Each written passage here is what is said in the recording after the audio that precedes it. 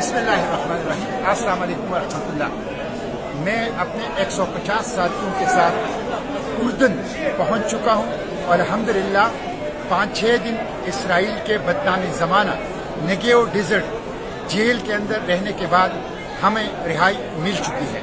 اس دوران ہمارے ہاتھوں میں ہتھکڑیاں ڈال کے پیچھے باندھی گئی، ہمارے پاؤں میں بیڑیاں اور زنجیریں ڈال دی گئی، ہمارے آنکھوں پر پٹیاں باندھی گئی، ہمارے اوپر کتے چھوڑے گئے، ہمارے اوپر گنز رکھی گئی اور ہمیں بدترین قسم کا ٹارچر کیا گیا۔ ہم نے 3 دن بھوک ہڑتال کی اپنے مطالبات کے لیے۔ No access to air, no access to drinking water, no access to medication, no access to lawyer, کسی قسم کی چیز تک ہمیں رسائی نہیں تھی ایک بدنامی زمانہ جیل تھا، لیکن الحمدللہ ہم رہا ہو چکے ہیں اور فلسطین کی آزادی کی جدوجہد جاری رہے گی۔ اس ناکہ بندی کو ہم توڑیں گے، بار بار اس کے لیے جائیں گے، غزہ کو بچانے کے لیے کوشش کریں گے اور جو جینوسائیڈ کے مجرم ہیں ان مجرموں کو کیفر کردار تک پہنچائیں گے انشاءاللہ۔